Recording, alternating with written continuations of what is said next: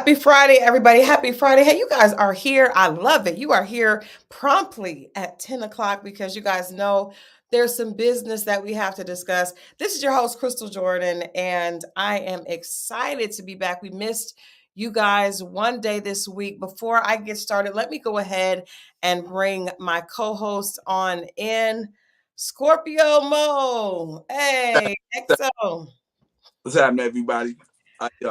What's going on with you? I feel like it's weird because we missed Wednesday, but it feels like we missed more than that, right? It feels like 2 weeks. I don't know why, but it does. Did. And I saw people were like, "Where are y'all at? Where are y'all at?" We here. Yeah, we you know what? And I could not, there was no way. You guys know usually when I do something, I'll try to make sure that we still do the conversation. But I was actually at an event. They did J Productions and Park Cannon, who's a state representative here, honored 33 trailblazing women. I was one of those women, and so we had that on Wednesday night. Thank you. Thank you. Thank you. So they gave all of us a state resolution, which was really nice. I was really humbled to be included. There's a picture of myself and Park Cannon. She had an amazing story, and I was very humbled to be in the rooms of some absolutely amazing women. 33 women here in Atlanta. Okay. I know that Monyetta Shaw was there, who some people would recognize from Housewives. Gaucher was there from Bold and Bougie, who also, has been on the Housewives. Tamika Raymond was there from Bold and Bougie, and just a lot of other amazing women. My girlfriend, my sister, Miss Shanika, was one of the women. Eva Marcel was actress and, America's Next Top Model. So it was a good crowd. It was a good crowd. Okay. Yeah. Yeah. And outside of that, you guys know we were excited about Wednesday because we were going to talk about Freaknik. And so I wanted to make sure, you know what? I think I had the picture. I wanted to make sure that you guys saw. I posted Mo's Freaknik pictures. Really? I did. I posted them on the channel, but you know what? I want to make sure that we go ahead and bring them in today so the people. Whoever laughs is getting blocked. I'll tell you right now. You won't get blocked. Now I'm just gonna show the picture of you by yourself because I don't want to show the other one because I can't mark the young lady's face out. But we want to make sure. Did you guys see the Freaknik video? Let us know in the comments who watched the Freaknik video. Yeah. No, not the Freaknik video, the Freaknik documentary. Did you see it? No, I lived it. I don't need to see it. I was there. Excuse us.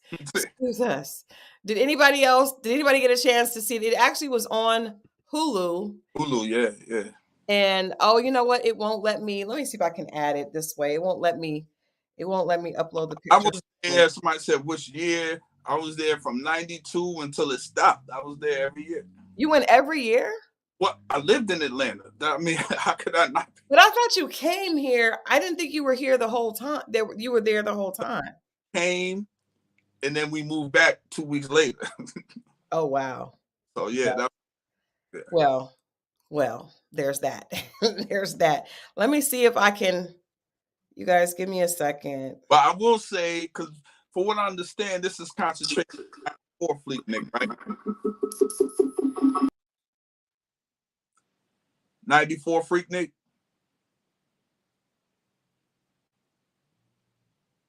Hello?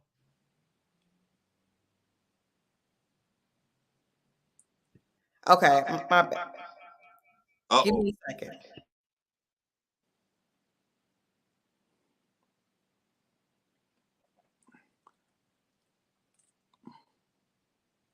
So I don't know if that's her or me. But I was there 94, I was there all of them from 92 on up. But I will say from 94 to 96 were the three best. After that was trash. I will say that. If you were there, then you know. Shout out to everybody that was there. I see y'all in there when in Rome. Okay. She said, I think they showed some of the 80s. I think because it was dated back like in the 80s. So yeah. It was. Okay. I'm sorry, guys. It took me a minute, but I do have Moe's picture from Freaknik. Let's go ahead and get that up there. There he is. That was in front of my apartment complex. Now, that looks like a Carl Kanai. No, you know who it was? It was this guy named Trey. He had started this clothing line. And maybe a year after that, he started working for Nietzsche. And then after that, he started working for G Unit Clothing. So I was an early supporter of Trey. It was called Treywear. Okay. So Des Coop said Moe had hair. Yeah, it wasn't always bald, believe it or not. As a matter of fact, I shaved my hair in after 94 Freaknik. Oh, wow. Yeah, about summer 94. Yeah, Why did you shave your head at first? Well, because right up in here in the corners, it got a little light. Okay. I wanted to look. Let's see if we can zoom in. You can see it and see that piece. It was kind of like that in the middle, see it, but it was to the side. I just shaved it all off. I didn't care. Okay. Well, but here. Okay. It ain't stopped. She thought you were born bald. Okay. What the? Nah. The hair ain't stopped. Nah. I've always had big curly hair. There I cut it down low, but yeah. It was longer than that? Yeah, well, it was, I ain't gonna say, but it was bigger than that at one point. In the 80s, late 80s it was. Yeah. Okay. All right. Well, you guys come on in. Now, before we get into tonight's show is definitely one. I know why you guys are waiting. We're going to definitely get into this. I posted a clip with Laron and Mya, and a lot of people, had something to say. What did you think? V. Wade Biz says she saw the documentary. I will be posting the interview with myself and Jermaine Dupri on tomorrow. So if you guys want to check that out, it was a really good interview. Jermaine gave some very, he's definitely an advocate for Atlanta, which you can't hate on. And he gives a really good account of what it felt like to be a part of Freaknik from that position. But I'm interested to know what you guys thought of the documentary that saw it. Was it what you expected it to be? I didn't think it was as salacious as a lot of people were making it seem like it was going to be. I haven't seen it, but a lot of the stuff is just one of those things, man. Even the camera, you really had to be there. If you wasn't, it's too late, man. Yeah, and that's why I feel like that it's not going to come back in those. I told you guys, my friends and I, Patrice, Kenya, Leslie, Kim, we were afraid to come without having the proper financial backing. Little did we know, nobody else had money. They were just coming. We were like, well, what are we going to do? But it all worked out as it was supposed to. I ended up moving to Atlanta a little bit after I graduated. So, we missed out on Freaknik, but I definitely got here in 2005 and things were still bubbling at that time. So I don't feel like I missed too much. Nah. I might have came down here and not made it back, Woo. Yeah. Not made it back. Might have come down here, fell in love, and risked it all, Different time. So I gave you guys a tip a little while ago, one of my dating tips. And we have a sponsor that's, wanted to be a part of the channel, which we're so thankful for. And especially after seeing the tip. So they sent me some samples of actually some of the product, which is Glam body scrubs. This is my favorite so far. It is the bubbling brown sugar. Now, you guys, this is available at Target. And you know that Target has a program that they really are supporting Black-owned businesses, specifically product lines. And so I think it's really important for us to show up and support those line so that they can continue to get opportunities and continue to get distribution. So make sure that you guys check out Glam Body Scrubs. I tell you, it smells so good. And this is one that is not harsh on your skin, so you can use it every single day. So that's what I'm excited about, because I usually would do like a body scrub if I was going on a date, where I was going to be given a hug. Specifically, it was during the summertime and I had on a sundress.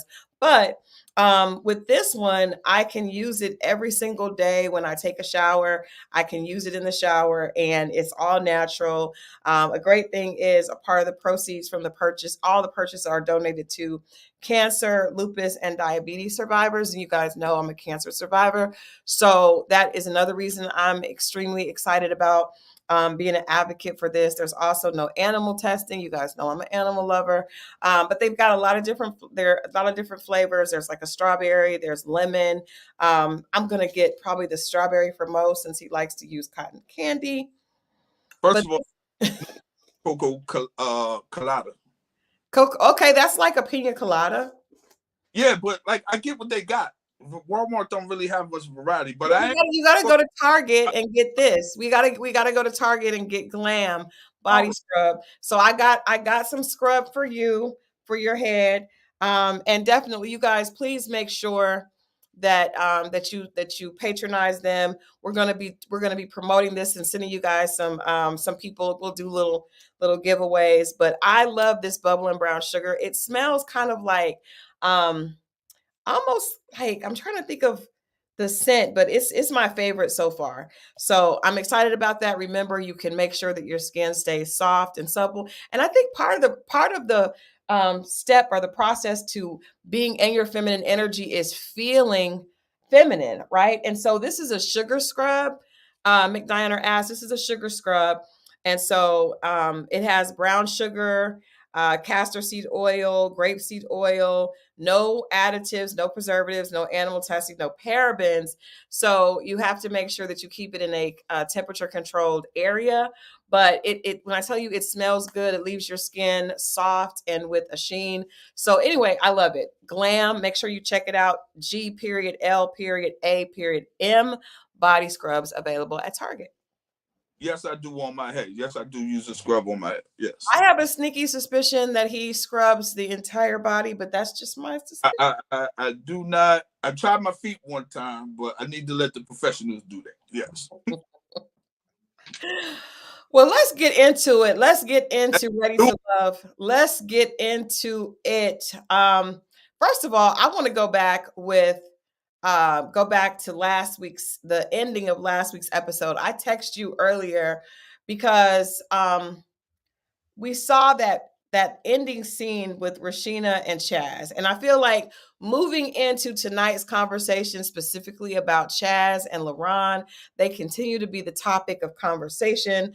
I want to go back and recap that last scene with Rashina. First of all, it was very uncomfortable. We talked a little bit about it last Friday, but I don't believe that Rashina was actually preparing to self-eliminate. I feel like she was trying to test Chaz out, and depending on his energy is where she went with the conversation. So I also feel like Chaz, if he didn't have to, he was not going to eliminate anybody. I just don't believe that. I think Tommy pulled his card, and so he had to. And so that was that whole. I didn't like the way that whole conversation went between he and Rashina on the last episode. So I just wanted to say that going into today. And Mo, okay, I want you to say what you thought about that. But the body scrub is available at Target one last time. Okay. I think she jumped the gun, even though it probably was going to happen, but that just made her seem like she didn't want to be looked at as being kicked off. Right.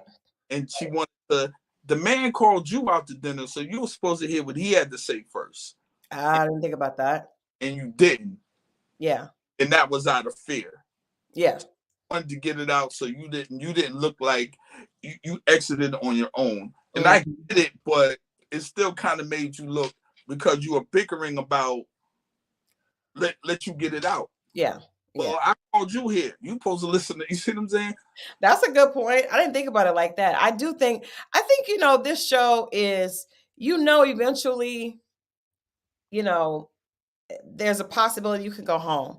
So I feel like people get caught up in their egos. And, I do feel like she wanted to make sure it didn't look like she was self eliminating. I mean, she was getting kicked off. But I also really don't, I don't know. With Chaz, I feel like what you said was true. All the women are trying to get to the prize. And as we see tonight is a great example because we see that women would opt for comfort and stability over butterflies almost every time. Woo! Let's talk about it. Let's Yeah, talk about it. and trust me, I understand one of the most important things to a woman is security. I Mhm. get that. But once you're secure and things get settled, then what? There's Well, okay. something open at that point, right? Yeah, but I mean, but then too, on the other side, butterflies, sometimes the excitement and people that, you have a lot of fun with, Yeah, that is not sustainable. right. So at what point, what do you think? And you guys answer in the chat as well. What is your reasons? What reasons should people look to get married? Because a lot of people feel like marriage is for lifestyle, it is for making the smart choice, it Mhm. is for doing what is going to serve you best in life and being smart about it. And then other people believe that love conquers everything and that you have to, be with someone that excites you and that you're passionate about. I will say for myself, I feel, ooh, Sean says you should never marry for love. And then Woo! that's Diana said security can lead to butterflies. See, two examples of people that have the similar, that have similar belief systems. I feel like I need a little bit of both, right? I need a balance of both. There you go. There you go. Yeah. I feel so too. I don't have to lean hard either way, but if there's both, I could, why not? Yeah. Because I notice people will cheat for butterflies. How about that? Oh, all day. In fact, that can we just say that's the reason? It, That's one of the main reasons for cheating is the butterflies, but the butterflies are not real either. no, no, they're not. They're not. But um, at the same time, like there's still a void of feeling. I guess for lack of a better word or term, like a schoolgirl or a guy feeling like, oh man, um, why do you think work relationships work? Yeah, it's that connection. Chaz in the chat, welcome Chaz. He said, "Marry who brings you peace." Now, hey, above for men at a certain point, above all, but that piece is the but is everything but the drama, but the butterflies and that's a level of peace that Yeah, has, you yeah. know. I wonder if men and women probably interpret or define peace differently. Absolutely. But I think that for women, I know I was talking to a girlfriend today who is in a relationship with a guy that is not able to provide. And women are not just women, but I think all females, right? So it could be animals, it could be humans want to feel like they are safe. That brings a sense of peace, right? And so if you are in a situation where you're struggling and you're not sure what's going to happen, then it's hard for a woman to relax. It's hard for her to give you her best self. So in this situation, she was saying to me that her guy, he is not providing, which is making her be worried and stressed and have to work harder. It's also making her not feel very sexual towards him because a woman has to feel mentally safe and secure in order to really let you get the best part of her, so the part that you guys want. So I think that for us, that's what's interpreted as peace, as being okay. You don't have to be wealthy, but I think you need to be okay. And I think that that is what a lot of the women saw or see in Chaz that is so attractive, is that the fact that Patrice said tonight that he has prepared himself to be a husband. And I think that's really, really, really important. I never heard that term before. I like that. I like that. I think as we move on, especially as young men, at some point, we don't really think of it like that. Mm-hmm. I guess, and I think once that's put out there and you start to say, okay, well, that's what women are attracted to. I think men can prepare themselves for that. But we don't. That's the first time I've ever heard that. Heard what? Somebody say, you have you. Well, she's saying he prepared himself. So if someone, let's say, Mm-hmm. was like, you have to prepare yourself to be a husband if you want these women. I've heard that. So that's where I've heard that a lot. Yeah, I've heard if you're looking for an angel, you have to prepare heaven for her. Like, it's a Well, lot. even that, you could be, listen, I had a lot of angels for the night. No, That's not an angel. no, but what I'm saying, for you got to say wife. You can't. Right. Okay. Well, it's semantics. I'll receive that. When men and women think differently. You have to say for us to really get it, because that was forever at that point, not for now. Yeah. Okay. That's fair. That's fair. You have to be a wife long before you become a wife. And okay, that's true. But also you have to be a husband before, because typically the man is asking the woman to marry him. Because so you notice in other cultures, a man has to come and present what he's able to do for the woman before, he's given her hand in marriage. You can't just show up and be like, I want to marry your daughter. It was like, okay, so how do I know that my daughter is going to be okay? But and that's true. But even before then, there was a rite of passage, how you say it? Passage to become a man. Where is that? You see what I'm saying? Before we even meet the woman, we took the young man at a certain age, and he went out, and learned how to hunt, learn how to do all these things. Then he came back to the village. Then he was able to, so on and so forth. You see what I'm saying? But I agree, but I also think that's kind of like, what are men thinking? For instance, referring to tonight's show, Alonzo. Right. I like Alonzo. I feel like he genuinely likes Patrice. But when a man has a boyish energy, how could he possibly show up as a husband and head of household? What are you thinking you're going to do with her when you get her? Like, okay, I want to be with her, I want to marry her, and then what? Right. And that lets me know, and he said that story about his stepfather, that let me know he wasn't shown that. Sometimes that was a sad story. We have to imitate. At that point, he's going to emulate what he's seen, but not necessarily know. You see what I'm saying? Whether it be TV or whatever it is, something he heard on the record. But when you shown that and you live that, and you're showing how to be a man through another man, right? Clear with that. Not saying you can't learn things from a woman.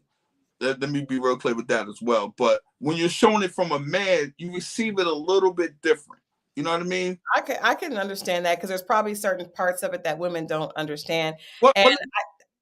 It's how you receive it, because you ID with this person who does what you do, who has what you have. When you hear it from someone else, it's like, yeah, you telling me, but do you really? Not saying you can't. It's just sometimes it can be difficult to. That's the application of it, because you're not seeing it, you're hearing it as opposed to seeing it. I just have to say again, that story that he told, it all is so relative. This was a great episode to kind of analyze, because when Alonzo made that statement that his stepfather, he just one day said, "Hey, Dad," and you could tell as a kid, for him to never think about it, he wanted to feel like he belonged, right? And then he wanted to feel connection. And for that man to say, don't ever say that, don't ever call me that, that meant that he didn't have that. And in my opinion, that's also one of the biggest reasons that people that have children should be very careful about who they connect with. Because if someone is putting that type of damage on your child, if you're putting a person in your home and they don't want to be connected or a responsible for that child, to me, you've done yourself a disservice, because look at the pain that he is still carrying with that story at 35 years old.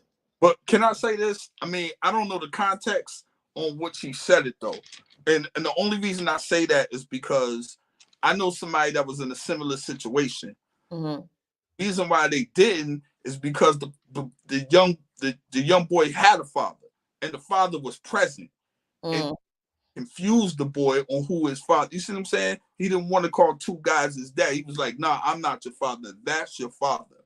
I'm such and such." And he wanted to be real clear because the guy was an active father in his son's life, but he was so young, he was getting confused because every other weekend he was with this other man. He was, you see what I'm saying? Now, I don't agree. I feel like the person should have said, I can be your stepfather. I love you too, but you have two fathers, right? Because I feel like if you come into a person's life, like my husband has 5 daughters, and so if they did, of course, it's a little different because they were grown. But if they did refer to me as their mom, for me to be like, don't call me that, that would suggest that I'm not willing to step into that relationship with my husband. Now, if I said to her, if one of them called me mom, and I said, well, I could be a second mom, or you have your mom is amazing,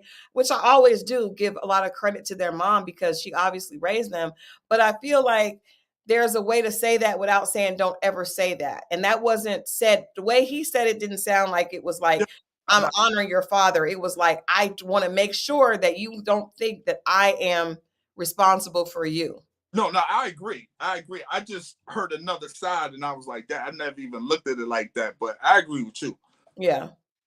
Very, very, very, very, very hurtful. And I also think it's a reason that people that have children, I really believe that in a lot of cases, it may not be the best situation unless that person really wants children and really, really wants to be a step parent. Because a lot of times people get together because they like the person, but they don't necessarily accept the children.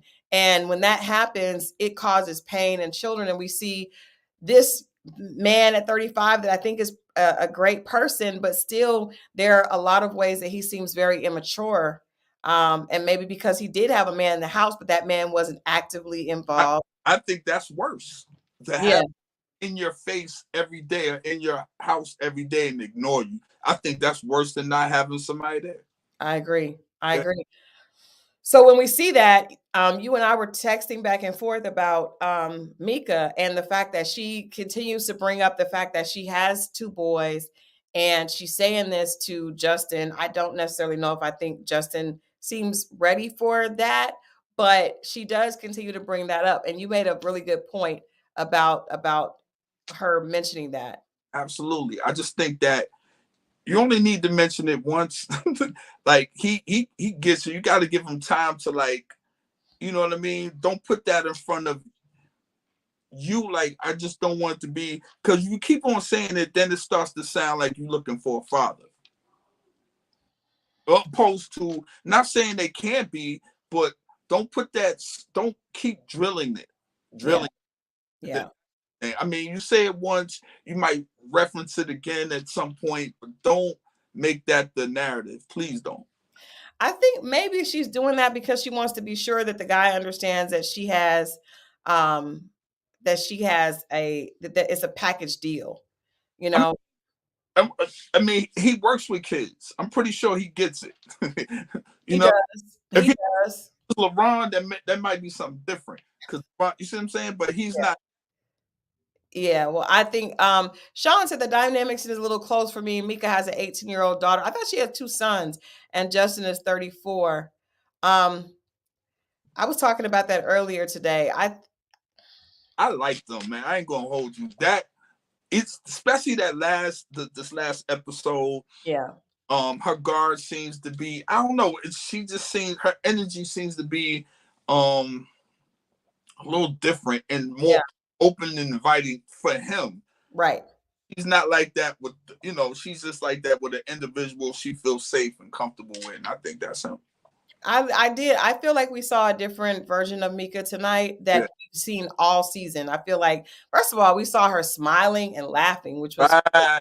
Right. great to see. She's always been a beautiful girl, but to see her in a relaxed mode, she always seemed like she was on guard, right? At least from the scenes that we've seen. Yeah. So tonight we saw her playful and just having a good time. She does seem comfortable with Justin, and I think that, but I like them, but I don't think that he is ready for what she's ready for. She's mentioning, I want to see, I'm ready to be in a relationship, and he doesn't seem like he's necessarily in that space. But I also wonder, do men and women, do we get there in different ways? Like, what does it look like when a man is ready? Dude, but at the same, I think it's because I've been accused of it. It's like, well, you've been single for so long. I don't think that you're. I'm like, I think that's unfair. I think that's really, really unfair. Because if a woman is single for that long, then you'd be like, yeah, it's time for her. But for men, if you think that, when are you ever going to think it's time for a man then? I don't know, Mo. When women are single for a long time, you guys say something's wrong with her. No, I mean, they might say, I don't look at it like that. I But mean, you've heard that though. They're like, "What's wrong with her? She crazy. well, What's I hear that more about women that don't have kids, never been married at a certain age. I well, hear it's all wrong." I It's don't agree with that then, but I hear more of it on that note. But nah, I mean, if he's been single a few years, it's like, well, it's like a small window. You have to jump in before they think you're ready. It's I like, think it's the same with men and women, because I've heard that on the other hand with women. Like, if she's single, what's wrong with her? Why aren't you with some guys? Are constantly like, why are you single? What's wrong? If you look good and then something's wrong with you. So I think that goes both ways. But I also think, to me, if you are single and you haven't been married and you don't have children, you've probably done the right things by not settling and getting involved in situations that don't work. the divorce rate is The divorce rate and single parents. So I think it's good to wait. But we do have a backwards society that does make people feel uncomfortable if they don't hurry up and settle. And then when they do hurry up and settle, it doesn't work. Then you still get, it's like you're damned if you do, damned if you don't. But I don't think Justin is really ready for that, because I do think realistically, you can like someone, they can like you, but coming in to a ready-made family is a really big responsibility. okay. Who's to say he's not up for it? I just said I don't think he is. He may be. I just don't get the vibe. I get the vibe that he's not really 100. I think he likes her, but I don't know that he's ready to commit to a relationship right now. So, what would make you think a man is then? I would think another man. I just don't know if I would think No, Justin. just tell me the traits that make you think a man with no kids and who's single for a while is ready. I think, it's interesting because I heard something this week that said when men are ready, it really is less about the woman and more about, him.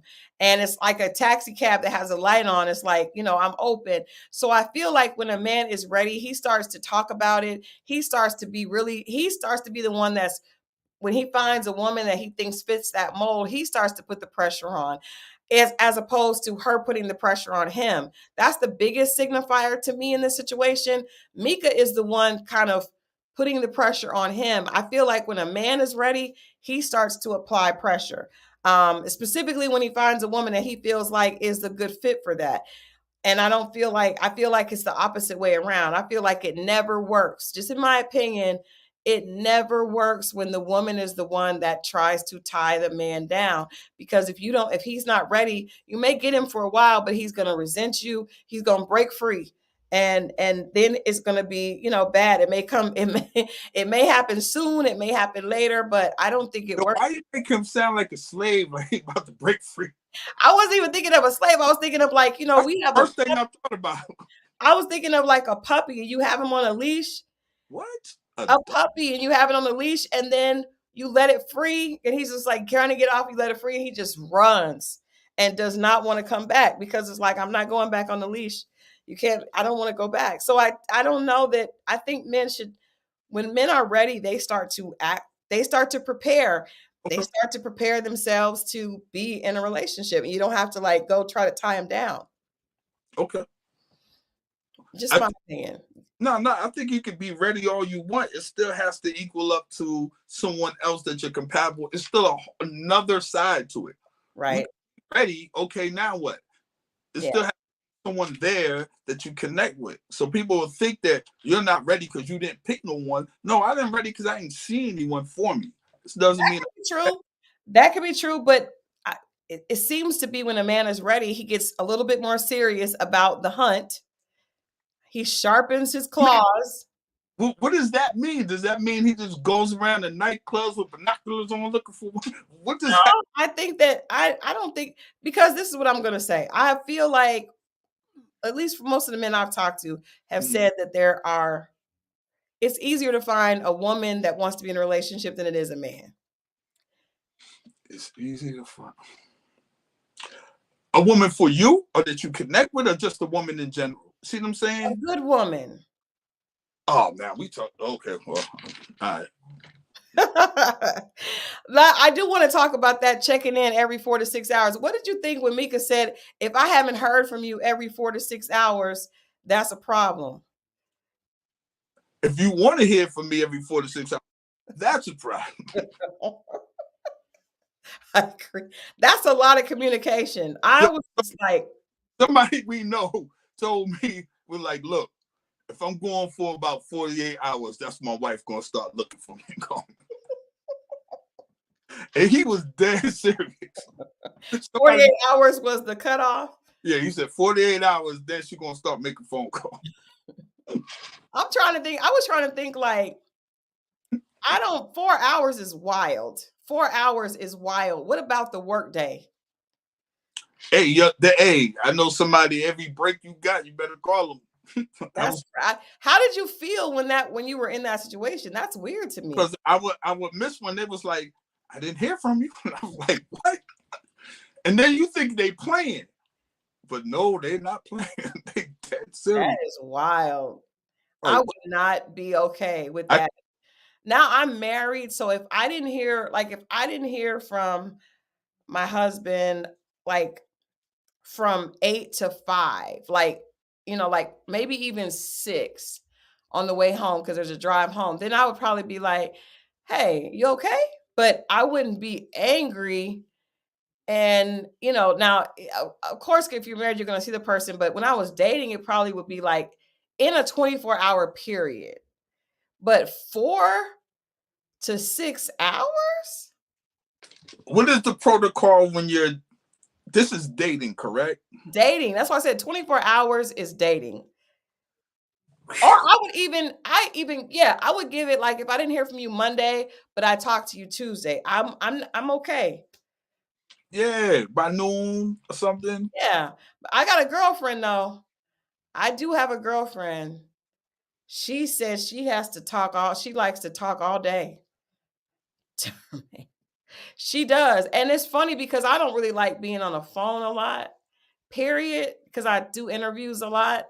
So I don't like, even my girlfriends are like, Crystal don't like to talk on the phone all the time. No, like hours and hours on the phone. What are we doing? But my girlfriend, she will talk like to her guy that she lives with all day on the phone because she has a customer service job and she can just call in the middle of the day all day. It's I crazy. think checking up on me at that point. Nah, I'm cool. But okay, so how many for you? How often for you when you're dating? In the beginning, I'm a phone Joneser. What's that mean? I'll be jonesing up. Me and her be talking on the phone. When I first meet him and we connect, it'd be like high school. You be caking on the phone. Yeah. In the beginning, if I like him, if there's a connection. Yeah. So how often are you doing every 4 hours or every 3 hours? No, it's just once a day, once every other day. No. Okay, but when you do Because you're setting the pace that you're gonna have to keep, and I ain't keeping that shit. So that's what I'm saying. Don't do it. but you're talking a long time is what you're saying. Yeah, it'd be, how You did tell me you stay on the phone with a girl for 4 hours. I did. Yeah. What the hell were y'all talking about for 4 hours? You don't realize it's that long. That's wild. And I'm a good conversation if we You so, are a good conversationalist, but I mean, and we you don't notice the time, and then you look up and you be like, oh, I gotta do this, or they be like, yo, I ain't gonna tell much because somebody else might have to say that later. But you just know these things. So Jasmine says she's clingy, but not in an annoying way. What is how? Explain that, Jasmine. What does that look like? Are you every 4 hours? I remember talking to this girl on the phone. Day is wild. That's funny. So, what? Come on, tell us what it is.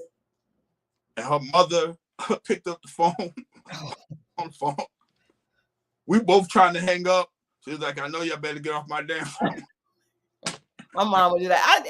That's cute, but that doesn't work for like grown people. Like to me now, like we did talk a lot when I first met my husband, but I mean, you got to get off the phone because I got to get up in the morning and work. So, and you got to go to work. He worked a weird shift when we first met. So he definitely had like, I mean, people got it. Now, when you're in college, man, you could just talk forever because you know, you got to go to class, but you're young. You could stay up till 7 o'clock talking in the morning and then still get up and go to class. Now I got to get to sleep in.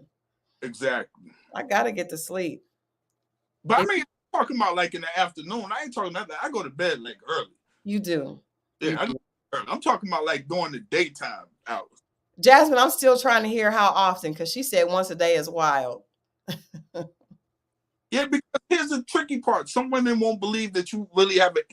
It depends on who you're talking to. For some people, it's too much. For some people, it's not enough. You gotta be a person.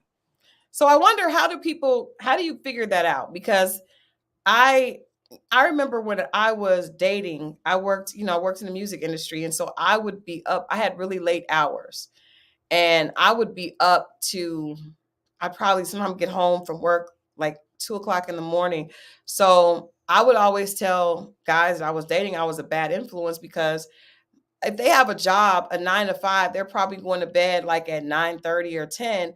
I'm calling you at 11:30 or 12. You know what I mean? Like I'm just, because I didn't go to sleep until really, really late. Now I do a little bit better because I'm older and I don't have a lot of music industry clients. But back then I'd be in the studio or doing things up. And so I didn't have the type of schedule that would lend to dating someone that was, had to be in the bed at 9 o'clock and had to be up.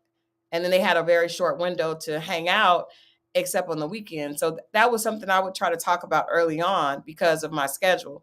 What about you? Same thing. I mean, now I turn my ringer off and everything. And wake up to a bunch of missed calls. Well, not a bunch. I wake up to a few missed calls, missed texts, and I just answer them. People be like, well, you never know, somebody could die. And I'm like, well, they're probably gonna be dead when I wake up still. So I mean, I can't, what you want me to do? You're gonna interrupt my sleep because I gotta take melatonin now to go to sleep. You know what I mean? Relax. My mind, so I try to go to bed early, not because I go to sleep early, but just give me time to toss and turn. So by the time I do go to bed, it's at a decent hour.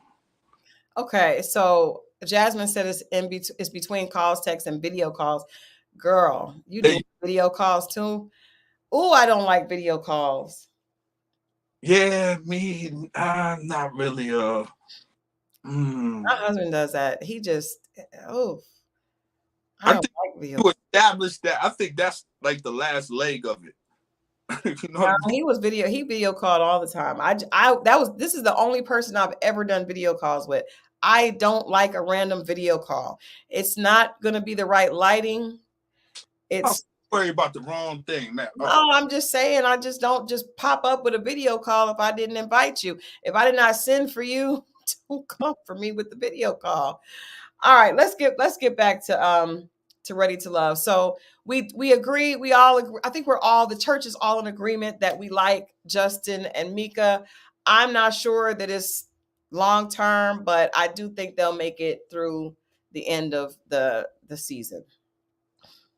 Yeah, I do. But I really do like them. And I'm like, y'all gotta start giving single brothers a chance, man. Jesus, y'all throw them out before y'all even, I don't know. But yeah. People like Justin. Nah, People like, if you like Justin, say I. Put I in the chat if you like Justin. I think no, people I rock with him. I just be like, but I'm saying as far as is he ready?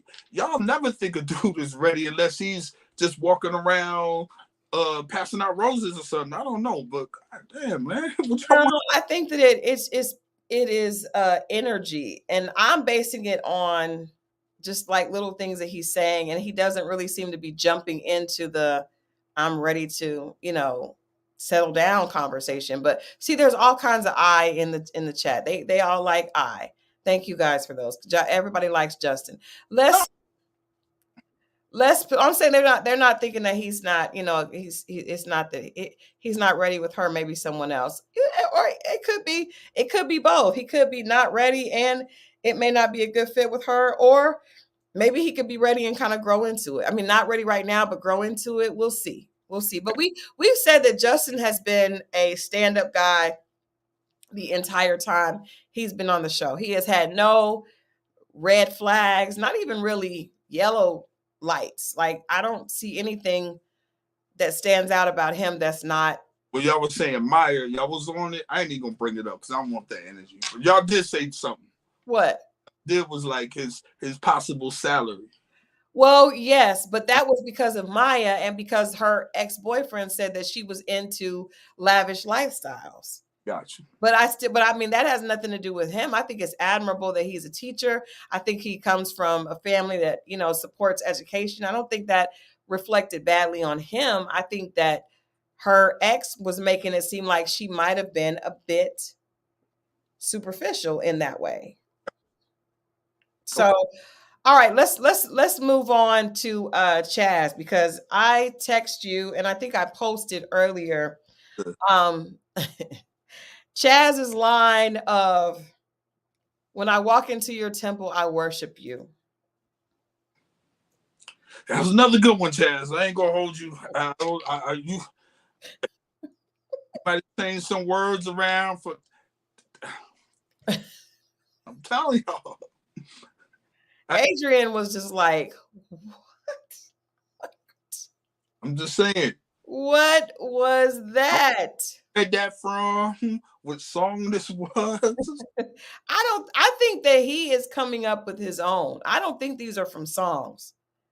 I think Baby Doll says, I love that. It was beautiful. There was a girl on the post that was like, I was like, are y'all falling for this? They were like, yes. He said something else that was it was another one. He said, when I walk into your temple, I worship you. Oh, he said, I orbit around you. Did y'all like that as well? And that could have been on the fly. I give that one could have been on the fly. I don't think any of these are from songs. But it might not. I put it to you this way. Now we had this conversation. If a man uses something, most of my lies to women came from a real place. It was what? Most of my, when I lied to women, when I lied, past tense. Of course. When I had lied. What do you mean? What do you mean by that? What do you mean? I don't understand. It was real. It was a real thing that happened. And Give me an example, because I don't understand when I lie came from a real place. Okay. Let's say I was on a blind date, right? I went on a date. Mm-hmm. Something happened, flat tire on my homeboy. I had to get him out of jail. Sorry, I'm on my way. I got to go over to the county and get him out, right? Mm-hmm. See how easily they believed it, and it worked. No push and pull, no nothing. Then I say, oh, shoot. I'll give you a better one. My old job. Yes. I had a flat tire. Okay. And I was like, I took a picture of it and I showed them. Mm-hmm. Cool. I took that same picture and I used it. And it kept working to another supervisor.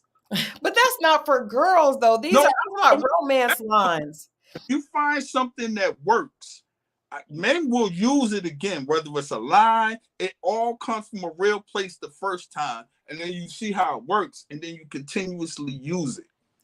Well, Chaz said he can't wait to share where these lines come from, so that would suggest, unless he might have an OG that gave him lines. I don't know. I mean, I'm not gonna lie. I'm a woman that likes words, and I know I would. I hate to do this, ladies, but I have to admit, women that like intelligent men, right? Because there's probably some women that are not into words. But those of us that are sapiosexual, that enjoy an intelligent man, can get a little thrown off or distracted when the words are nice. I told you guys the good morning, beautiful texts are full of crap. And he acknowledged he sent those out to everyone. So to me, when you send the good morning, beautiful text out multiple times, it cancels the intent. Women fall in love with what they hear. Yeah. You know what I'm saying? I could have done so much more damage if I was out there really But I'm just saying, especially when all you have to do is say XYZ. Well, Vanessa did seem to melt when he said, "When I walk into your temple, I worship you." That was just I don't like good morning to I don't, and I don't know if that one was a little bit much. That one was a little bit much, but I've heard some, that could be sexual too, right? Yeah, it definitely could. Ain't that what the temple is supposed to be? Your temple? Well, your temple is your whole body. That's what I'm talking about. I'm trying to get in their whole body. I don't know, man. To worship the entire thing. What about, so people are asking, do you think that we listened to the leaked Vanessa audio? Yeah, I want to see what the reunion holds before I even want to get into that too tough. Because I don't know. I think the reunion would say a lot. Yeah, but I would feel like people are asking, did Chaz leak that? It would have to be. The only person that could leak that would be Vanessa or Chaz. So, I mean, because who else would have access to either of their phones to leak those messages? How do you get those messages, though? What do you mean? How do you get, like, that's not an answer machine. Like, how do you? Is it a record? I mean, they could be a recording. Like people can record their calls. No, I get that. So who has to record it, him or her? Well, I think both of them. I mean, it depends on who was recording. I have a friend that records. He's a journalist and he records all phone calls. Like I know when he calls, I know that he will record. And for something like that, now the thing about voice notes and voice texts, you have to save them. Then you have to save them, and then I guess you can screen record or record them or download them. But it had to come from him. It couldn't have come from her. Why would she release that? Yeah, unless it's something, like I said, the reunion is going to tell it, then I can say what I think. We know you're biased for. No, I want to be fair, but what I'm saying is it might be exposed there because there might have been a situation where they fell out and it might be on there. Then it'll explain it. If I jump too fast right now, they'd be like, I don't know. Like, I just want to see. To me, it'll all be explained then. Okay. All right. Well, we'll do that. Let's move into Chaz and Patrice. What do you think that Chaz says he knows who did it? We can't wait to have you on, Chaz, because we want to hear the answer to all these questions. I'm interested to know what Chaz felt when he heard Patrice say that she did not have butterflies with him, but he represented more of a stable, option. What would you think, Mo, if you heard a girl say, like, if she's talking about you to her friends and she says, well, I don't have butterflies with him, but he has, it makes sense, and he's responsible. It depends on how much he's into her, because you could get the butterflies. I think you can get there. With women, you can get there. With men, if you ain't started there, he ain't gonna grow there. I'm sorry. Yeah. I'm sorry. But it's true. Yeah. Nah, I don't think he's tripping. He's a confident guy. He's not tripping. That's interesting, because I think women would be thrown off if you heard a guy say that. Well, she doesn't make me have butterflies. But the thing, like, he put the stuff out there. The stuff is out there. You see what he do. driving, you see the crib. So he's not like, that shit speak for him. But he said that he made a lot of sacrifices. So Yeah. and did, put the work in. So I think when you put the work in and you do those things, when you make hard choices early on, then it becomes easier later. And when you do easy early on, then it becomes harder later. There So you I go. feel like when he put that work in, he deserves to, enjoy that. And I think, that does make him a better catch. Yeah. But I just wonder if men are concerned about being a catch specifically because of what they have as opposed to who they are. No, some men go get the stuff just for that. That's true. When you think the cars and the jewelry, we think that's what it all for. Yeah, that's true. That's why I say it's good to have a male and a female perspective. That's Um, what it is. I did think that him saying that he wasn't close with he said he was closer with his friends than his brothers, and that did kind of spark a little bit of a yellow light, I think, with Patrice's family. But I don't really see. I guess the reason I wasn't really tripping with that is because I don't really see a real connection between Chaz and Patrice. I feel like it is a way for him to stay engaged in the process. And you guys know every season there's always somebody that says, I want to go through the whole process. I want to make sure that I experience the whole process. That person is usually a little bit full of it. We haven't talked about Laron yet, good girl, but trust me, it's coming. It's coming. But let me ask, what does so if he's not that close to his? See, that's when I disagree with that. Okay. Like somebody could, you don't know what their situation was growing up. You know what I mean? Right. They could be on drugs. They could be all, you don't really rock with them. That don't mean that I don't know, you mixing the two. I don't know. That to me, that's stupid. That's petty. And like, he doesn't, sense of family. And you don't know what's going on over there. He says, my brothers moved away in our teens and started our own lives. We talk, but not as close as my best bros. That's fair. Like, come on, man. It don't mean that he don't love his brothers or I don't know. I thought that was stupid. Yeah. Interesting. With people, we judge each other based on different things. Patrice seems very close to her family. But like I said, I think that her family was more into Chaz than she is. But I think it's just like, it's kind of like when you see somebody that's a great catch and you're like, man, I don't want to let that person go. But I don't feel like it's all the way there. And I think she probably knows Alonzo is not the best choice, even though they have a lot of fun together. Now, what was hilarious to me is when Patrice's brother clowned the hell out of Alonzo. He did it to himself. He was, hey, his brother was straight no chaser with Alonzo. I mean, it is what it is. But you know what's crazy is his brother said he saw himself in Alonzo. So I think when you see yourself in somebody, then you already know what it is. And he called him goofy. He told him that, all that didn't like the way he was talking didn't lead to him. He's something like about like that doesn't count when it comes to marriage, because he wasn't really saying anything that would make the brother feel like he was really ready to be a provider for his sister. You talk about that age, you talking about winging it. That's not. I don't see how any woman could be, winging it at that age. You know what I mean? Yeah. At that age, whatever that is, it just. He's 35. But the funny thing is, he didn't take offense when the brother called him goofy. I was like, yo, that would have turned, because he was like, I think that I'm about 90% with her brother, and I was like, are you? Yeah. Well, I guess the part when he felt low, he was just like him.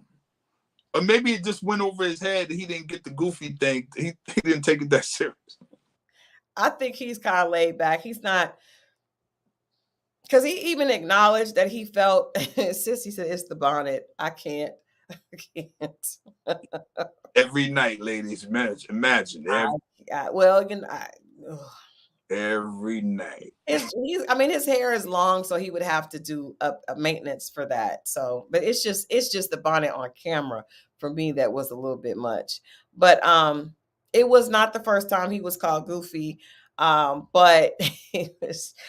I don't think Patrice. I think that women have to I feel like it's more important for a woman to respect her man than it really is for her to love him. Like being all in love and feeling those butterflies, that sounds good, but at the end of the day, men need respect.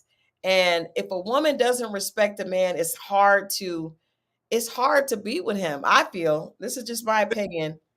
There it is. I mean, definitely on our end, the respect thing it hovers above the love thing. Yeah. Yeah. And I don't feel like, my point in saying that is I don't think that Patrice could really respect Alonzo. I feel like Alonzo is going to need a different type of woman. Patrice seems like a free spirit, but she obviously is about business.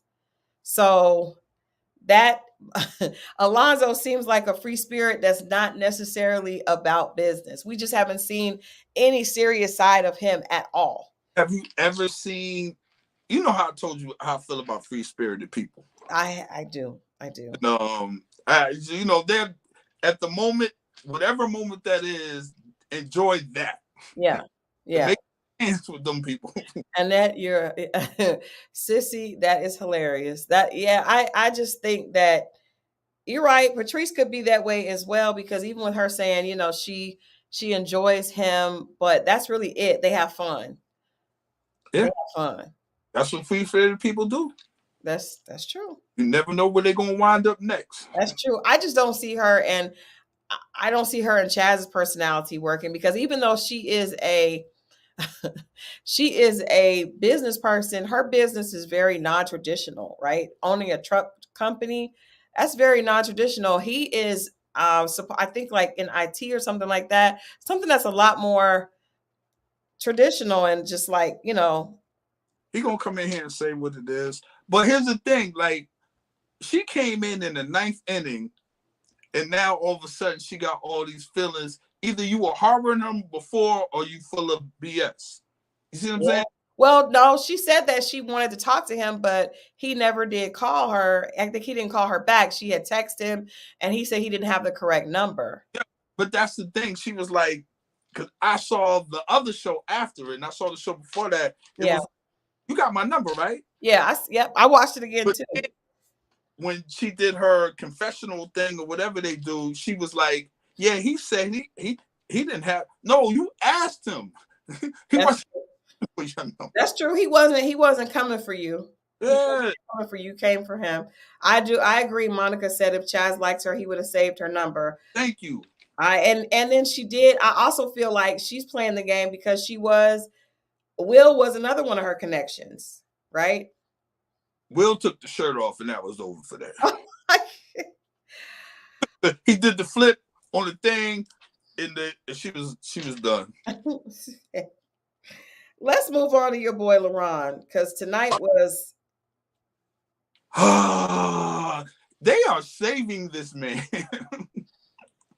I want to point out before you give your opinion, I want to point out that when everybody first came to Tommy's overnight, the sleepover, Laron was the one that said that he wanted to make sure that everybody was not jealous of their connections, that they weren't being overprotective, that they understood that this was a process and stop being. I mean, he literally tried to set a precedence for people not to be jealous or possessive of connections. Right. So, at the same time, he's playing obviously my man is playing the game at this point. He's trying to swim to the next raft. They keep saving him. The show, I thought he was going this time. Apparently he wasn't. Nobody. Because Tommy didn't send anybody home, but they're backing the hell out of this season. I'm telling you that right now. They are. I guess they felt like it was good for TV. Yeah, no, they gotta keep him. I mean, if you get rid of it at this point, but I just think that she's not interested. When I saw the other show and how she was looking down at the refrigerator, he was like, she's just not there for him. I'm sorry. But why? I mean, okay, let's just call a spade a spade. Tonight, first of all, she tried she tried to protect him in the ladies' lounge. She did. and she did not acknowledge. She meant she admitted what happened in her confessional, but Right. she did not say it in the ladies' lounge because Tommy tried to pull it out of her, which means he probably already knew. Mm-hmm. But she would not give it to them. But for Laron, first of all, I think they were on a date that was not sanctioned by production. They were out someplace, so Yeah. that meant that there was no cameras or anything like that.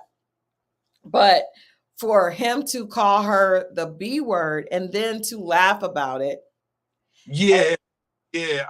At that point, even then, I'm surprised they didn't get rid of him. Yeah. On. I'm also surprised that she was even open to introducing him to her mom. Unless she's just trying to stay on the show. I'm not sure. But for him to I want to hear from your perspective as a man. When you're out, you see a woman that you're interested, she's talking to another man. For him to say F it, call her a bitch, and to go go that hard. At what point what's going on with him? Possibly too much alcohol. He might have a jealousy thing underneath. It could have been a line drawn from her, like she probably, something that was, I took you a little disrespectful, but it still didn't cause for you to say that.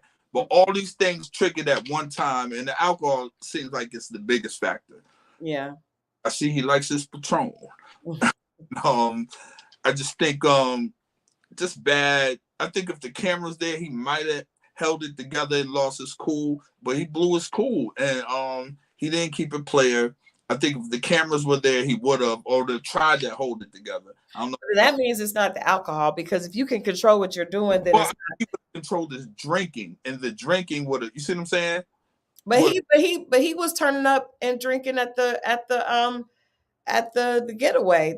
He's the person that brought the alcohol out and was like, "Let's go." Yeah, I don't. If they, I don't know how that day went. If it was a day they weren't shooting and they just hung out for the whole. I don't know what it was, but I did hear something. Correct me if I'm wrong. Well, let me know, because I could have swore she said something about giving her number. She said that she did not. He said that she was giving her number to another guy. She said that she already knew the guy and she was talking to him, but I guess her and the guy looked like they were in a flirty situation. He said one of the things I think was really telling is that he said, "I'm not going to look like a simp." So to me, that was a decision for him to go off, and he said it was a little bit of an anger problem. It's not alcohol. Yes, alcohol probably amps it up, but the fact that he tried to defend it by saying, "I'm not going to look like a simp," means that he did what he wanted to do. He said what he felt, because he felt Now, a lot of guys want to do stuff. It don't mean you're supposed to actually do it. And I think the alcohol triggers you to actually do it. None of it's successful. The most player thing you can ever do as a man, your power is in walking away. That's your power. I promise you. I didn't think so until I started walking away and seeing, not that I was in anything, but instead of just verbally going back and forth and trying to figure it out, your power is walking. The power is in walking away, fellas. I promise you. All that going back and forth, and it's not even worth it, man. Just walk away, and she'll come, or she'll call you and want to see, but walk away. I don't care how embarrassing the scene is, how she makes you look. And women have a tendency to say, they throw that insecure thing, and that makes dudes go over the top. Even if he feels disrespected, once you put insecure, it's a challenge to your manhood. And some dudes cannot take that punch. Walk away, fellas, please. I don't think she said anything. I think he No, just no, saw her. I just know that's anytime a man has a concern with something being disrespectful and it's another man, or a lot of stuff when it has to do with another man. Yeah. 9 times out of 10, the word insecure is going to come up. Even if she's wrong, it's going to come up. And you got a decision to make. And when I'm telling you that decision is walk away. Well, he definitely should have walked away. But if you are that thrown off and angry and have that much of an outburst when you're, first of all, that's not your girlfriend, that's not your woman, you're on a show. That's a It fact. feels like a lot of really toxic masculinity there because I don't want to look like a simp. People are going to see me on this show. It really wasn't about Maya. It really was about the other guys, I guess, and him feeling like she was making him look stupid. So I feel like that's a huge red flag. People are saying that she did not want to introduce him to her mom because of that. But to me, why did she even go through with it that far? Because they need a segment on the show. If he goes, then she got to go. That's the end of it. Yeah, that's true. That's true. People are saying that she's out of his league. I don't know. I don't know if she is or not. I don't think that she was really into him. I think that he went really hard at her because there wasn't really anybody else there. And in order for him to stay on the show. And then we also don't know if production kept putting them together because we have heard that in the past that somebody would be like, why production keeps setting me up on these dates? But I don't, that type of behavior has to stop being allowed on Ready to Love. The only reason that I'm not really holding production accountable for it is because they weren't there, and this happened when the cameras weren't there. But even when she said that, I feel like it should have been addressed. And if he doesn't go home next, to me, that's a problem because she did say it in her confessional. He called her a bitch and then was like, I don't give a F about this relationship. Nikki, thank you for your super chat. She says, Mo, can you speak to Laron blaming the miscommunication on him being from New Jersey? As a guy from up top, do you agree? Thank you. That is because that happens a lot. That happens a whole lot. I think a lot of times from being from the Northeast, the way we express ourselves tends to be different. I don't know, with our hands, just everything is different. We don't like really saying good morning to a bunch of people in the morning until after about 11:30. We're just not. And then when it comes to talking, I know it's the hand thing that bothers people. The very abrasive, like I didn't notice it until I moved away and then went back, and then people came here and I could see it. But when you're in it, you don't really know. You know what I mean? Does that make sense? You don't know how that comes across what it seems like the rest of the country. And then you'll have other people explain it. They'd be like, well, I lived up there. That's just how they talk. Don't take it personal. Yeah, a lot of people in the chat were basically giving that as a reason for the behavior, but I don't think it's one thing to talk passionately, and I will admit, a lot of times people from that area, or even where I'm from in Ohio, is a little bit different than in the South, but that's still not an excuse for cursing at someone and saying that. Like that's not. I'm not rocking with that as an excuse. But the other thing is the respect thing and the sucker thing is at a premium up there. Like that's a real big deal because you're taught early. You're taught from school. Everybody's going to treat you like that if you take care of this. And you live in these tight communities where, everybody in the projects, everybody's on top of each other side by side, or in the hood, everybody's close. So you have these women that, take on, they argue like guys because it's a lot of guys. You know what I'm saying? Yeah, I get what you're saying, but I just still think that that behavior is inexcusable. No, I'm not making excuses. I'm just telling you why they did it. I'm not saying it's right. Yeah. Where they come. And everybody gets checked. It ain't no, well, she's a female. She talked to you crazy. You be like, you talk to her crazy too. And if you're a woman and the guy talks to you crazy, you see the women stepping up to guys. Where here, I never really seen them step together. Up there, they fight guys. They do. Like everybody, so when you come down here, it's like, well, as long as I don't put my hand on her, I should be able to say whatever I want to say to her. I'm not saying that's right, but that's the environment we grew up in. Yeah. I just, I don't think that. I disagree. I do understand that the culture is different, but I disagree with the idea that if you don't put your hands on someone, calling a woman a B and saying F it is inexcusable. And to me, that should have been, grounds for this is done. Because, and he was like, well, if I don't do it again, but you are going to do it again because we're not even together yet.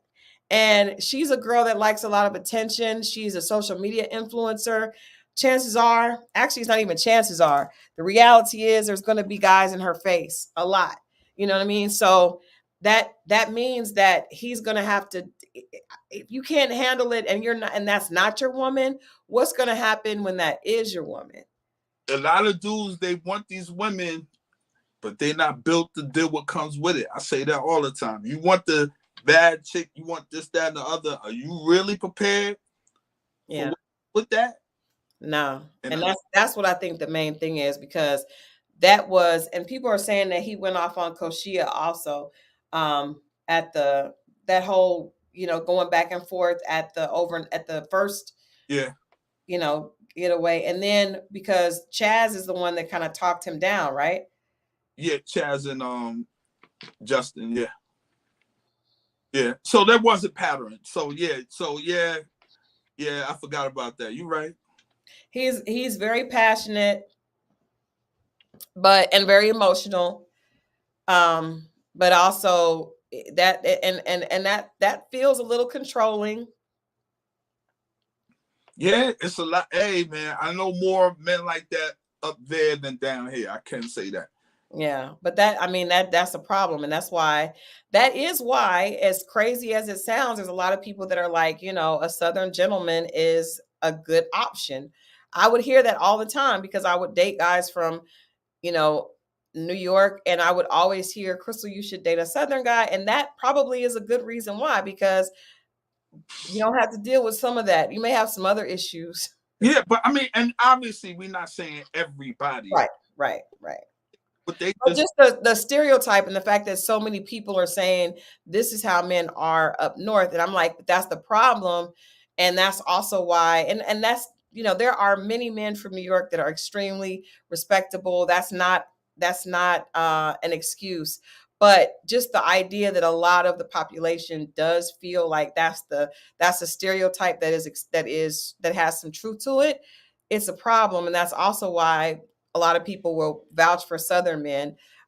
Just the gentleman part. We know that Southern men are abusive and there's bad apples and good apples in each bunch.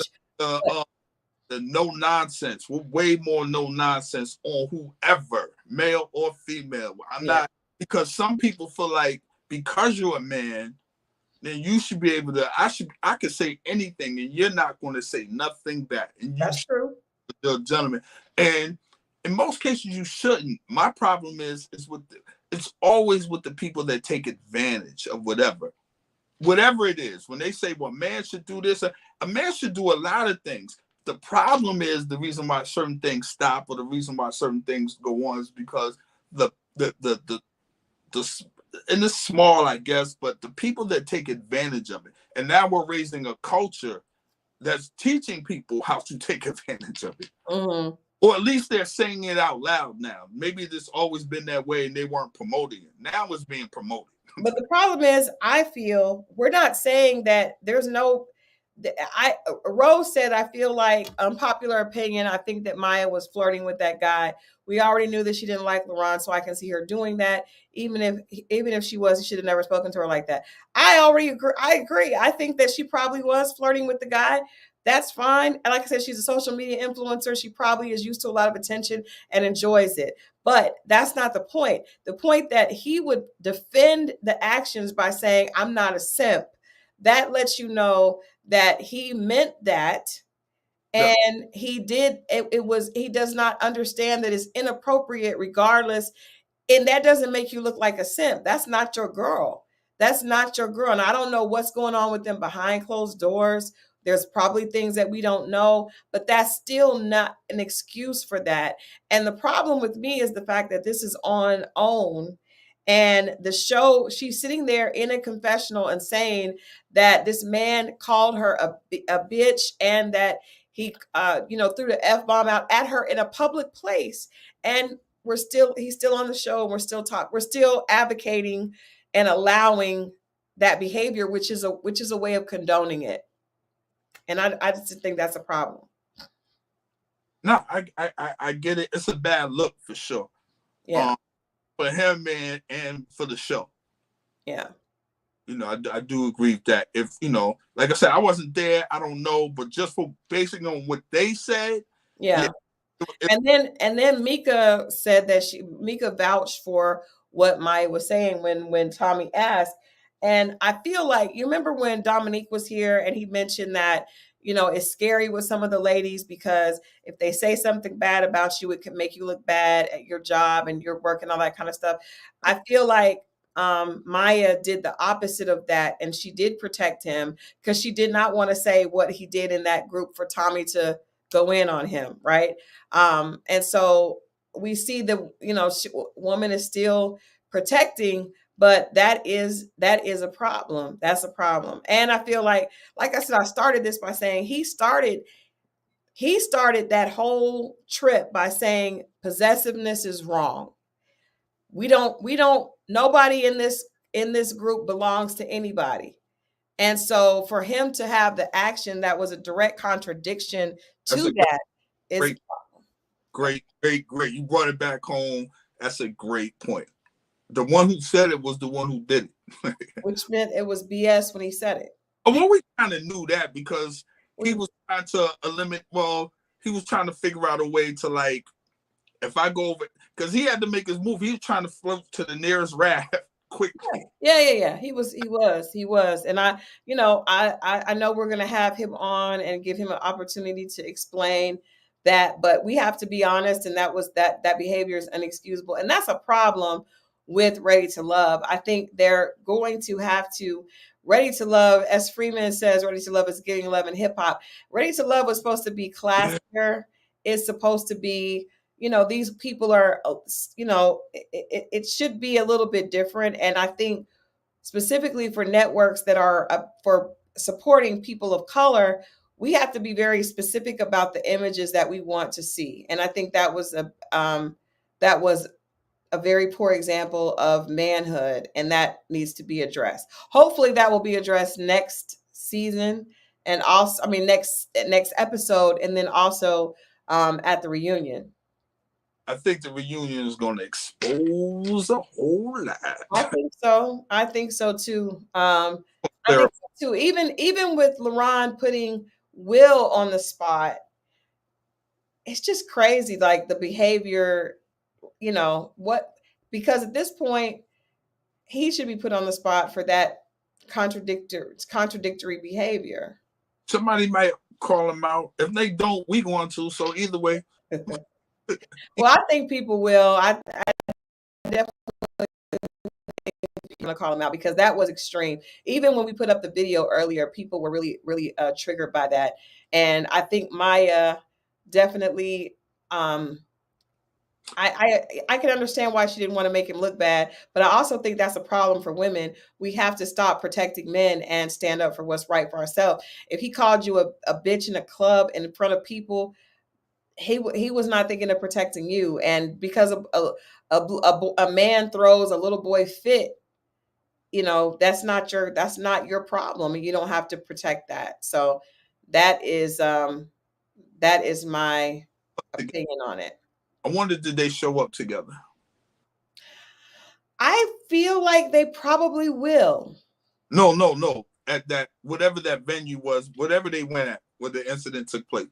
Oh, I don't know, but even if they did, I still don't think that's appropriate. Well, okay, let me ask you, because I'm sure we've talked about being out, and I've been out, and there have been women that have tried to talk to the guy I was with. Adrian and I were out, and there was a woman just like staring him in the face. There have been men that try to talk to me when we are together, and we're actually together. So that I understand the anger, because I ain't gonna lie, I did want to, have some choice words with the woman that was flirting with my husband in my face. But I feel like there's just that you have to be able to control yourself if you're an adult, you know. What about you? If you go out with a girl and you caught her when you went to the bathroom talking to someone, if you guys are not in a relationship, what is your reaction? I'm always trying to play it cool, even if I feel away. It depends. Like, did she introduce me to the dude? Were they? It depends. Either way, I'm not gonna say nothing. Yeah. Probably won't call her again. It depends on what it is. Like, if I took her there and then she'd be like, let me go over here real quick and I'll be right back. And then you see, I don't know, phones get pulled out. I don't know. It depends. Like, I don't know. But there could be disrespectful. It could be disrespect on that angle too. That's just that. And I'm not justifying. I'm saying as I come, I wish I was there to see. You know, because if you came out with me, there's no line of respect. None. No, Like, there is, and I think what you said earlier, there is. If they came together, or if she was flirting with the guy and he left, if he left her there, I wouldn't have a problem with that, you know. Or if he, you know, told her he didn't want to talk, but to call her yeah, like and that's not your girlfriend, that's a problem. But I think that he could have definitely, and I'm not saying I don't think. We obviously don't know Laron or Mya, but I can't imagine him doing that if he didn't see something that looked disrespectful. that I can't. That's the, and I'm still not. Let me not say disrespectful because that's not his girlfriend. I don't think he would have had that reaction if he didn't see her flirting or interacting with the guy in a flirty way. I would say that. But here's the thing. I've been out with, we were somewhere, Fork and Spoon, I want to say. Not Fork and Spoon. Where's the breakfast place? What's it called? Thumbs Up. Thumbs Up. Think about the movie theater, Fork and Spoon. My bad.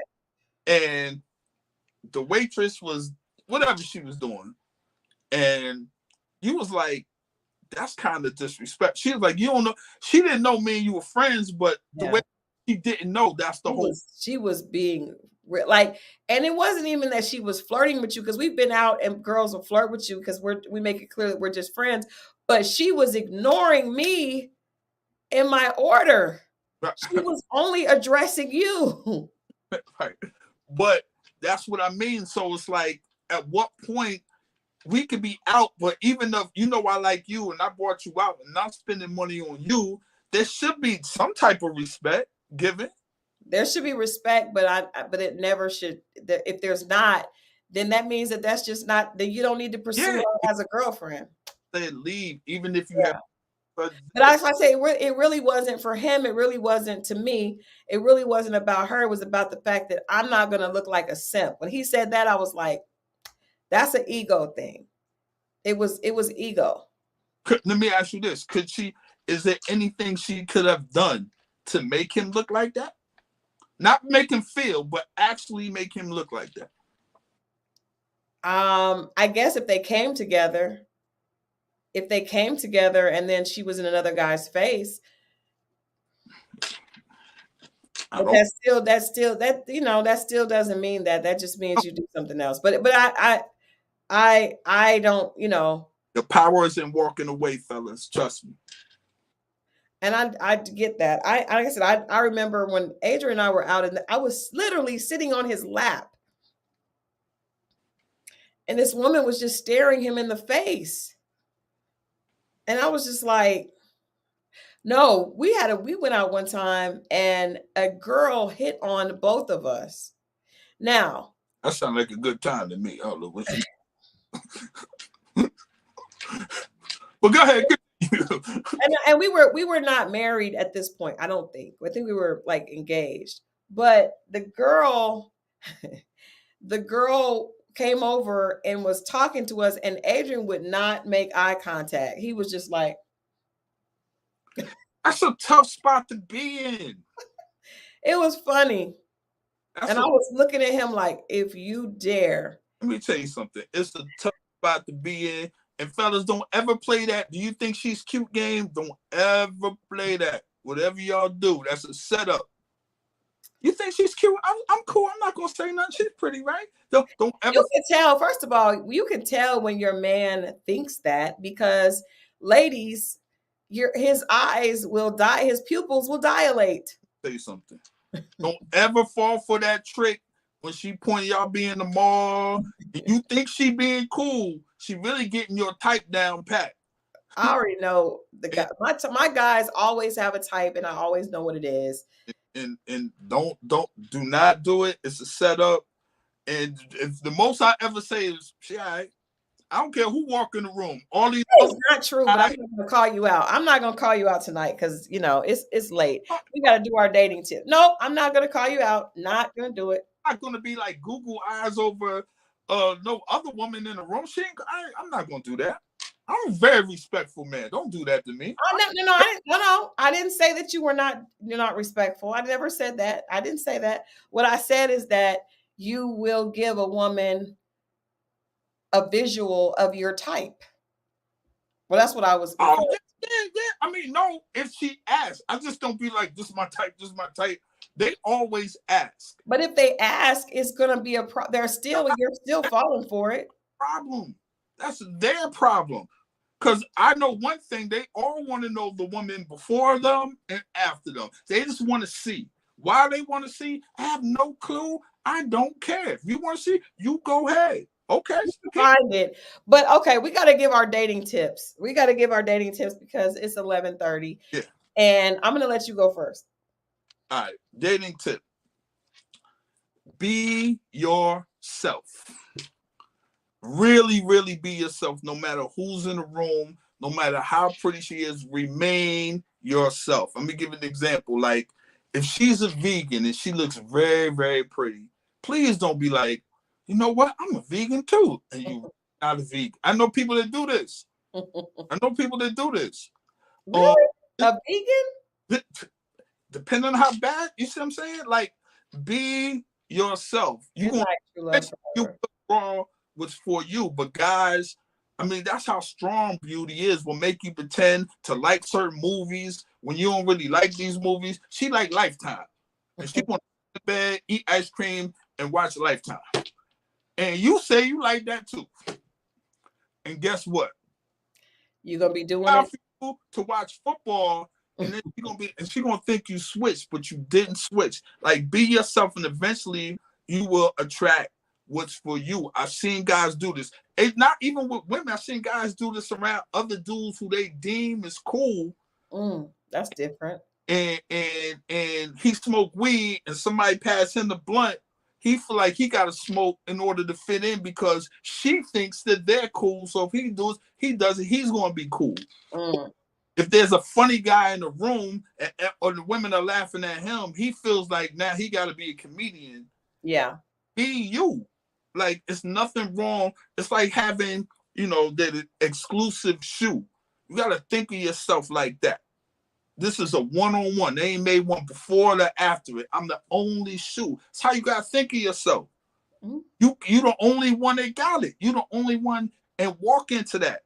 Like really do that. Stop trying to be someone else and carry us. And then you might get what's for someone else, and it might not be really for you. And you're going to wind up be like, damn. That's a good point. I have seen people do that where they pretend to like something and they attract someone else that likes it and they don't really like that. Now you got a person that's not really, you don't really have that chemistry that you play. You fake the chemistry. Now you're going to pay for it.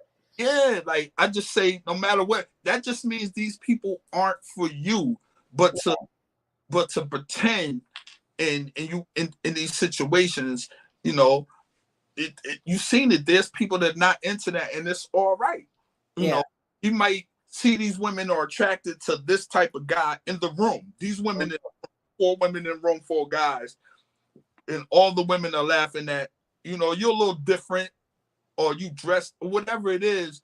Don't feel like you have to be them to fit in. Or you have to be that guy, the comedian of the room and playing yourself or being goofy because you see the women. Sometimes they laughing at him, not really with him. You see what I'm saying? That's facts. You jumping out the window, or she's like, "Yo, I think you look nice with a goatee instead of a beard, or shave it." Like, do you, man? Like, I promise you, do you? Yeah. They'll respect you for it. That you didn't follow what everybody else is doing in the room. They went like everybody smoking hookah. You don't smoke hookah, but you want to smoke hookah to fit in. Yeah. I was always raised to be. My father always instilled in me: don't be a flunky, don't be a follower. You know what I'm saying? Walk amongst men. Don't walk behind other men. Walk amongst men. And if I can't walk amongst men, then I don't need to be around these dudes. You know what I mean? That's so I just wanted to put that out there. Be confident and be yourself. And there's ways that you can build self-confidence. Yeah. We can get into that later, but be yourself. I like that. I like that. I mean, I think that somebody said that's a life tip, even beyond dating. No, it really is. It really Yeah.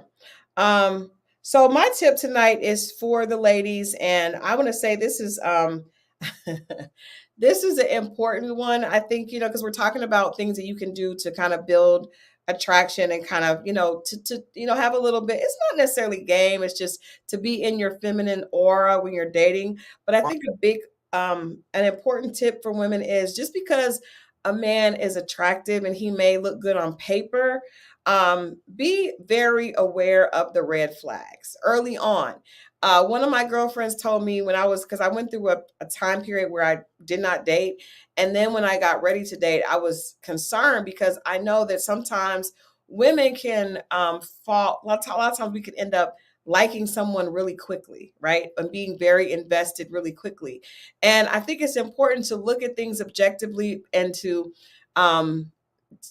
get out before your feelings start to kick up. So it's more than just sex, right? That I definitely believe that you should wait to be intimate. If you're like me, I know whenever I'm intimate with someone, it definitely intensifies my thoughts about him. I'm thinking about him more. I'm more excited about him. I want to hear from him. I think that you got to be careful about, as my son told me when I was little, that he holds his like back. I remember thinking that we were talking when I was he was probably like not even like 12 or 13, and he said, Mom, I hold my like back, until I know that she's a good girl. And I was like, it's almost like, as simple as that sounds, it's really important for women, because a lot of times you end up spending time with someone, ignoring those flags, and then by the time the flags are at the yellow lights have turned to stop lights, your feelings are invested. And if you had just stopped before you went that far and invested that much time, then you wouldn't be that hurt. A lot of times we hurt ourselves. And so I would like to say, like, when you go on a date with someone, if you see something that you don't like, even if he's fine, even if he makes you laugh, pay attention to those early signs. And don't allow yourself to get into a situation where you're spending more time. If you cut it off quickly, you will save yourself a lot of heartbreak and pain, because what happens is, by the time you get invested, then it's like, oh, now I gotta, now he's doing all this stuff I don't like. He's not being respectful, like the situation with Mya and Laron. That a lot of times happens in a real situation where the guy shows you early on something that is alarming, and you keep seeing him, you keep developing feelings, investing more time, and then 6 months go by and now you're totally into him, and you knew from way back first month that you should have got out. If you got out in the first month, you wouldn't be as hurt as you are when you add on 5 months. Like, you got to get out quick. Hold your like back. Fail fast. They say that it's true when it comes to business. I think it's true when it comes to dating. You will put less miles on your body, on your heart, and on your mouth. Take that any way you want. What? If you Did we just I'm just saying, because you kiss a lot of frogs, but you don't have to kiss them all. Like, just see that it's not right, and just bypass it, because a lot of times you already knew, and it really isn't about the guy tricking you, it's about you tricking yourself.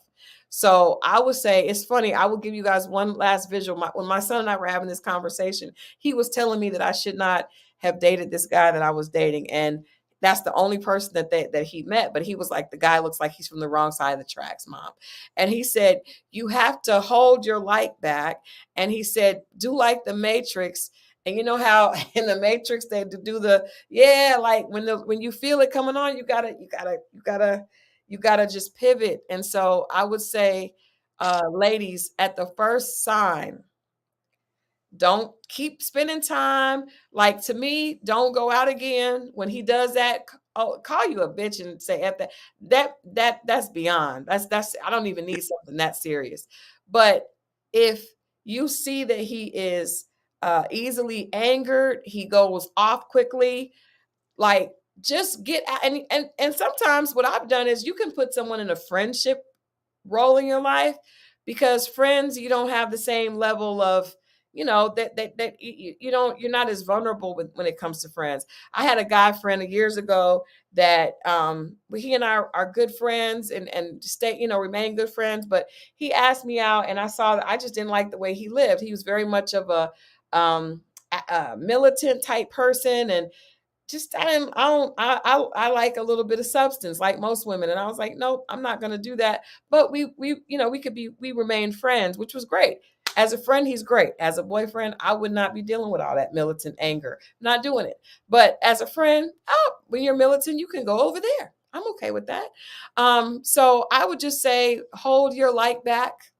I know it can be difficult, but you have to learn to mature and manage your own emotions.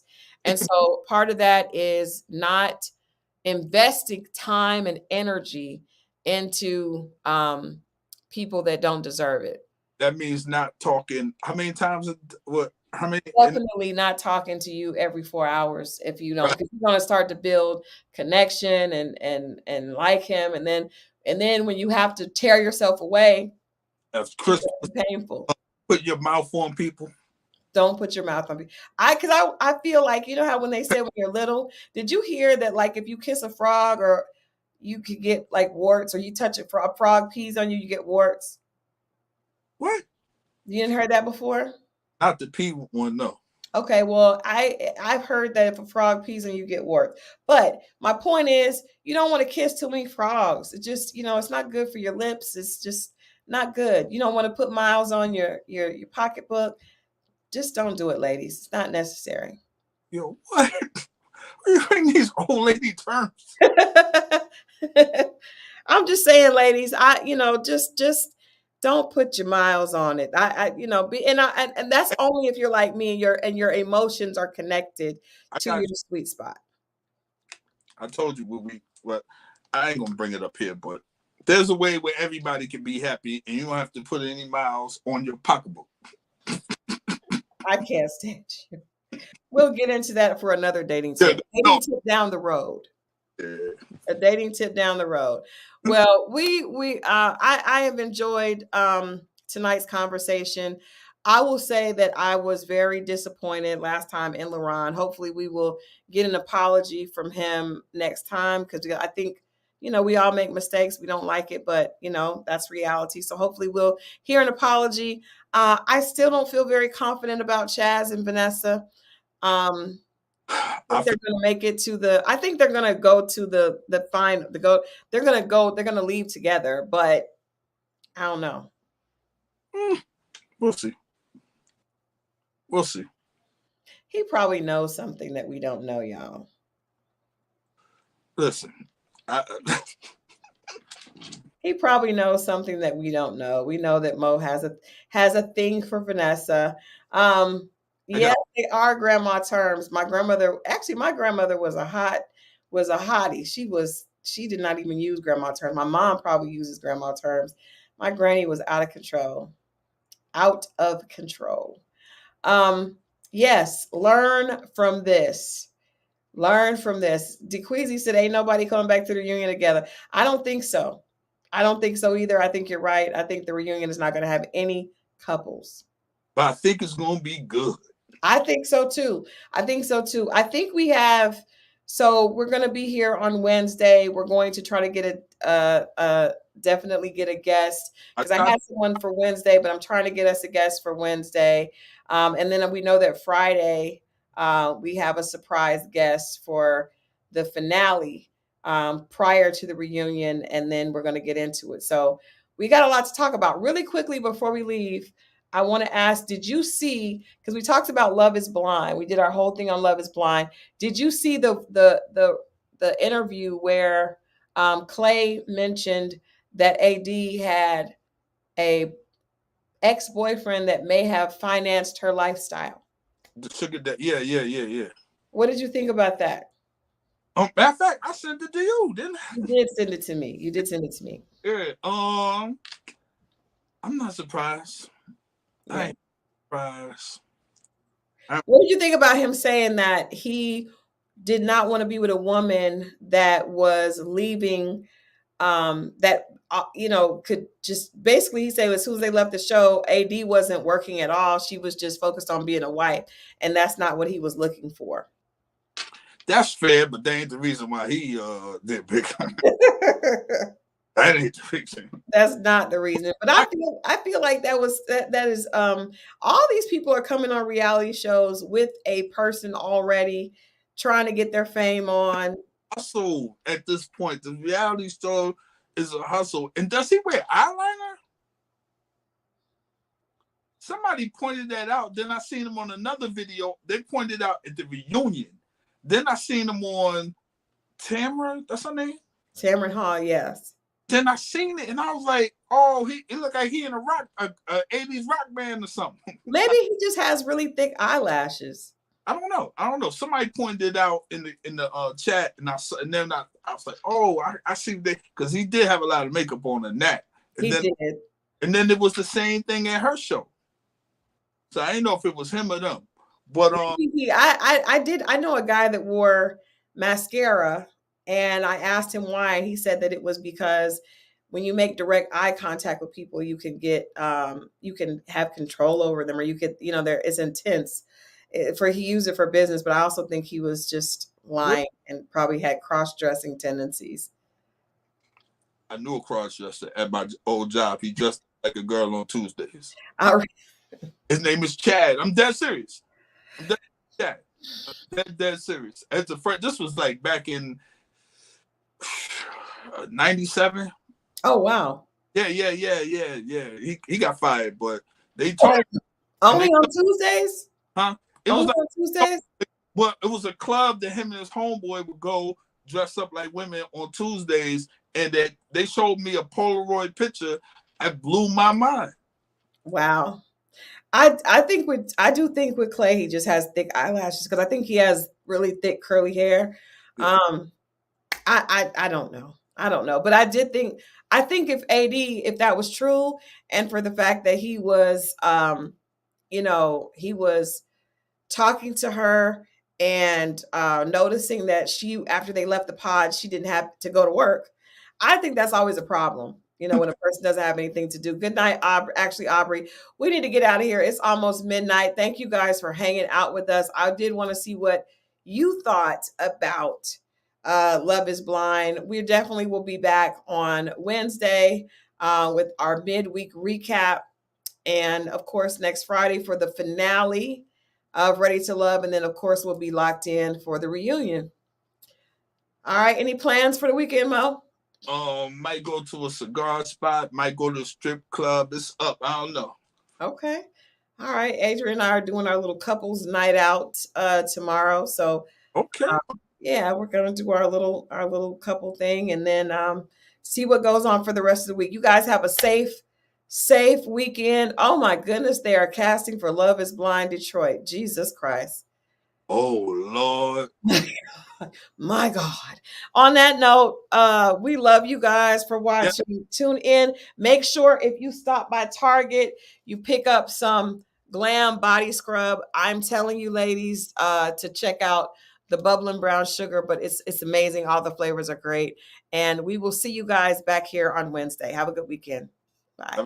Weekend.